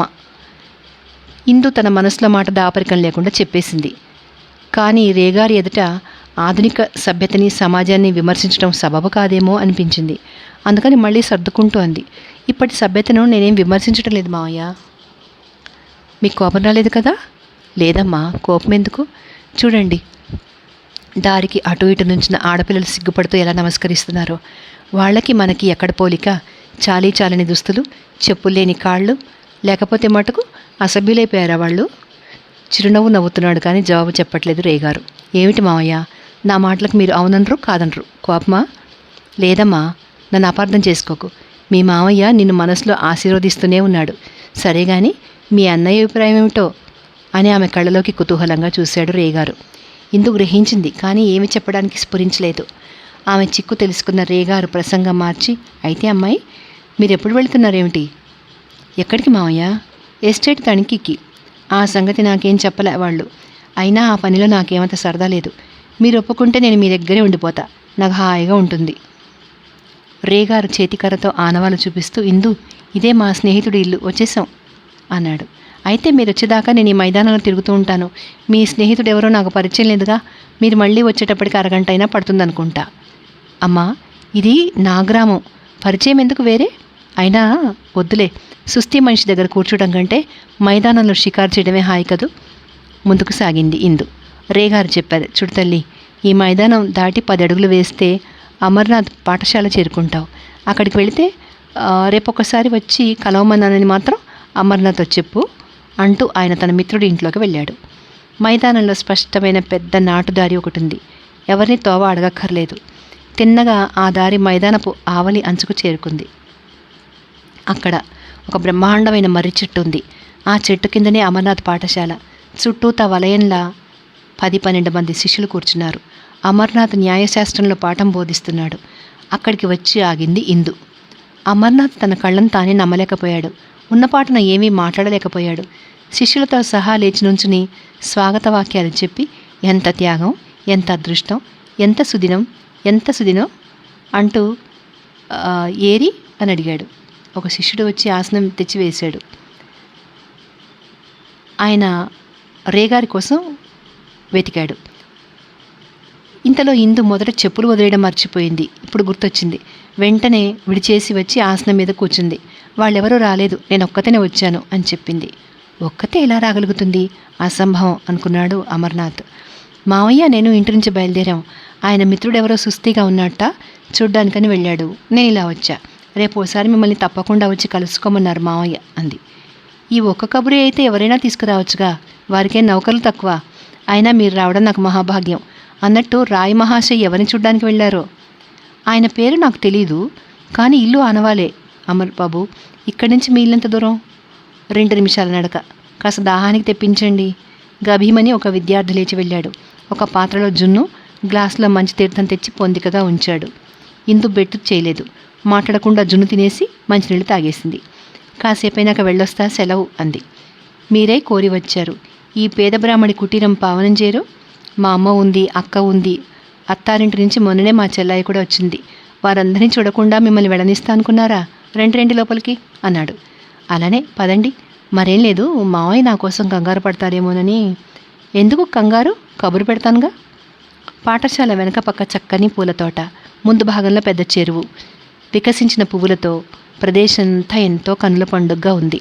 ముందు అమర్నాథ్, వెనకనే ఇందుమతి. ఇద్దరు ఆవరణలో అడుగుపెట్టారు. అక్కడ చండీ మంటపం. మంటపంలో కూర్చుని ఇద్దరు విద్యార్థులు ఏదో రాసుకుంటున్నారు.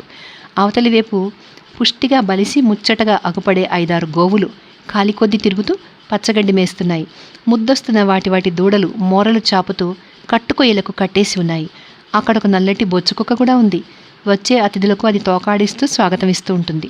తూర్పు దిక్కున ధాన్యపు కోట్లలో సౌభాగ్యలక్ష్మి తాండవిస్తుంది. దగ్గరలో ఒక మందార చెట్టు ఎర్రటి పువ్వులతో నిండి కళకళలాడుతోంది. ఇద్దరు ఇంటి ప్రాంగణం చేరుకున్నారు. అది మట్టి గోడల ఇల్లు. పరిశుభ్రంగా పేడతో అలికి ముగ్గుపెట్టిన ముంగిలి. వికసించిన పువ్వుల పరిమళం ఇక్కడికి ప్రసరించి మనసుకు హాయి గొలుపుతోంది. అమర్నాథ్ అక్క దేవతార్చనలో ఉంది. కబురు తెలియగానే తల్లి పరిగెత్తుకొచ్చింది. చంటి బిడ్డను ఎత్తుకుని అమర్నాథ్ చెల్లెలు వచ్చేసింది. పెద్దామె ఇందుమతిని చేరదీసి అక్కున చేర్చుకుని మంచి మాటలు చెప్పింది. అంత ప్రేమ ఆదరం ఇంతదాకా తనకెక్కడా లభించలేదు అని ఇందు మనసులో ఉప్పొంగిపోయింది. పెద్దావిడ పంచపాళీల పీట వేసి కూర్చోమ్మా అంది. ఇందు కూర్చోగానే పెద్దామె అన్నది, లక్ష్మీ వారపొద్దు, శుక్రవారం మహాలక్ష్మి వచ్చింది మా ఇంటికి.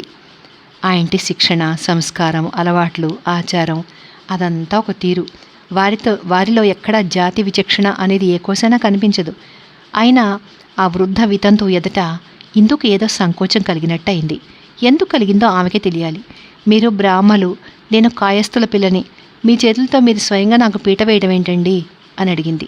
నువ్వు మా ఇంటి లక్ష్మీవమ్మ తల్లి, సరిగ్గా సంధ్యవేళ వచ్చిన దేవతవి సాక్షాత్తు. దేవతలకి జాతి కులం ఏమిటి? జాతులన్నింటికీ మించిన దానివి నువ్వు. అమర్నాథ్ చెల్లెలు ఇందుమతి సమవయస్కులు. ఆమె కూడా వచ్చి ఇందు పక్కనే కూర్చుంది.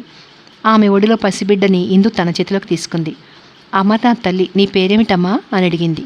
ఇందు చెప్పింది. ఎంత చక్కటి పేరు! అందాల రాశికి తగిన పేరు ఇందుమతి. సిగ్గుతో పైట చెంగు అడ్డం పెట్టుకుని ముసిముసిగా నవ్వుకుంది ఇందుమతి. మరోసారి వస్తే మీరేమనుకుంటారో అని ఆలోచిస్తున్నాను అంది. ఆలోచన ఎందుకు తల్లి, తప్పకుండా రావాలి. వచ్చినప్పుడు చెప్తానుగా నేనేమనుకుంటున్నానో అని బదులు చెప్పింది పెద్దామె. అమర్నాథ్ అక్క దేవతార్చన పూర్తి చేసుకుని వచ్చింది. హారతి కళ్ళకద్దుకుంది ఇందు. ఉండు, ప్రసాదం పుచ్చుకుందు గాని అంది అక్క. ఈ మాట వచ్చినప్పుడు తీసుకుంటా, ఇప్పుడేం ఖాళీ లేదండి అంటూ తన పొట్టవైపు చేత్తో చూపించింది. కలకత్తా వెళ్లే ముందు నేను వస్తాగా, అప్పుడు మీరిచ్చే ప్రసాదం కావాలి, మీ అమ్మగారి పాదల ధూళి కావాలి నాకు తప్పకుండా అని చెప్పింది ఇందు. ఇందుమతి ఇంటికి బయలుదేరేసరికి చీకటి పడింది. అమర్నాథ్ చేతిలో లాంతరు చూసి, ఈ లాంతరు ఎవరి చేతికైనా ఇవ్వండి, నన్ను పంపించొస్తారు అంది. ఇంకెవరు వస్తారు దిగబెట్టడానికి? మీ అంతటా మీరు మమ్మల్ని వెతుక్కుంటూ వచ్చారు ఎంతో అభిమానంతో. మిమ్మల్ని దిగబెట్టడానికి ఎవరైనా పంపించినా ఇంతకంటే ఆత్మవంచన మరేమైనా ఉంటుందా? కాదండి, మళ్ళీ మీరు తిరిగి వచ్చేటప్పటికి చాలా రాత్రి అవుతుంది కదా అని అన్నాను. అయితేనే అదొక పెద్ద కష్టమా? మీ పట్ల మేము చూపగల కనీసపు మర్యాద ఇది. కర్తవ్యం నెరవేర్చుకోవడంలో ఎంత ఆనందం ఉందో ఆలోచించండి కాస్త. సరే, అయితే మీరే రండి. నాలో ఉండిన పెద్ద అపభ్రమ ఒకటి ఇవాళ నివారణ అయిపోయింది. మీరు నిరుపేదలని మేము ఇంతదాకా అనుకునేవాళ్ళం సుమండి. అమర్నాథ్ మాట్లాడలేదు. మళ్ళీ అంది ఇందు. మీ ఇంటికి మళ్ళీ రావాలని ఎంతో కోరికగా ఉందండి. అంతేకాదు, అలేఖ్య ఇంటి నుంచి ఇక్కడికి వచ్చేద్దామని, మీ ఇంట్లో అమ్మగారి సేవ చేసుకుంటూ 4 రోజులు ఉందామని అనిపిస్తోంది. లాంతర వెలుగులో అమర్నాథ్ ఆమె ముఖ కవళికను పరిశీలించాడు. అలాంటి భాగ్యం నాకు కలగబోతుందని కల్లో కూడా అనుకోలేదమ్మాయి అన్నాడు మెల్లగా. ఇంతటితో ఈ నవల సమాప్తం.